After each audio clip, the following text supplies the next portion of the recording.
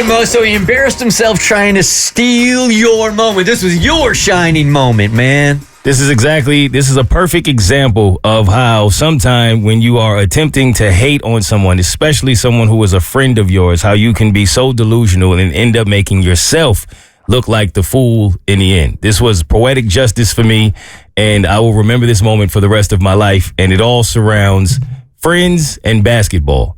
So this all started with my best friend when the Knicks were playing the Boston Celtics in the playoffs, and we made a bet that whomever would lose that bet would have to wear the other team's gear from head to toe for an entire podcast. Which, if you're a sports fan, that's a very difficult thing to do. Like, I'd rather just pay you money than to actually have to put on a full outfit of another team that I don't like. You wear the logo or a hoodie of your rival, it itches your skin. It is selling you out in every way, shape, and form. No, if I put on a Duke jersey, I'm getting third-degree burns. Yeah. Like, it's not going to itch. It's going to literally burn through my skin. And to make it worse, you have to pay for it. So you have to buy the outfit. It's going to be brand new, and I can't wait to see it. And he tried to, like, undermine the bet by coming in with just Knicks colors instead of the actual Knicks gear, and I was like, I'm not going for it. So ever since the Knicks have beat the Celtics, this man has been on this hate spree of just trying to constantly annoy me about the New York Knicks. And even though the Celtics are out of the playoffs, he has now become the fan that even though his team is not there,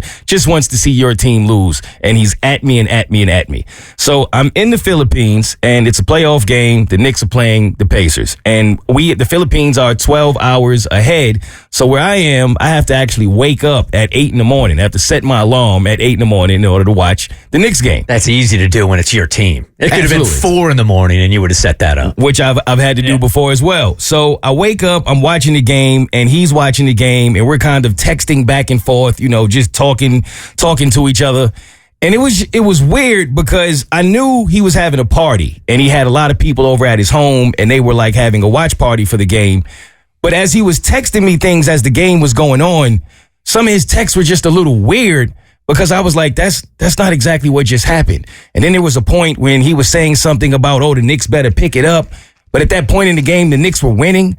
So in my mind, for the entire game, I'm trying to piece this together. And I'm like, either he might be a little intoxicated or there's actually like some kind of delay in when the game is going on for him and when the game is going on for me. Which I don't think it works like that because in my mind, that would actually help gamblers. So that can't be a thing, right? Like the game, even though it's obviously different time zones, it's going on at the same time. Yeah. So this continues to happen. Like it continues to happen. And I'm sitting there the entire time trying to figure this out. So finally, it gets to the point of the game when there are like 10 minutes left in the game, something like that. And the Knicks are actually winning. So he calls me and he is super excited. He is through the roof celebrating. And I'm so confused. He's like, 4 seconds left. It's over. It's over for the Knicks. So I'm like, bro, what it's 10 minutes left in the game and the Knicks are winning. So now I'm getting upset because I think somehow my mind is telling me that somehow he ruined the game for me. Like, am I on that much of a delay? Yeah. And I didn't notice, and now he got ahead of it and he doesn't realize it. Okay. So he's telling me that the Knicks are going to end up losing the game that I'm watching, and the Knicks are currently winning. But again, logically, that makes no sense. That's why I'm stuck. I cannot figure this out. So after he goes on this 5-minute rant of how the Knicks are going to lose, finally, it was my lady where she got a light bulb went off. And she said, wait, the 4 seconds left and the Knicks are about to lose.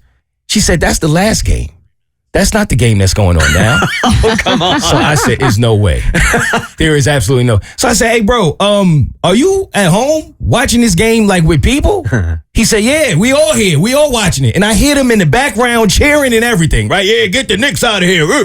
So I said, hey, bro, where's the game happening for you? Like, is the game in Indiana or is the game in New York? He's like, game's in Indiana. It's a home game for the Pacers. I said, no, it's not. You're watching game 3. This is game 4. When he put the game on through his TiVo and didn't realize he had the whole party.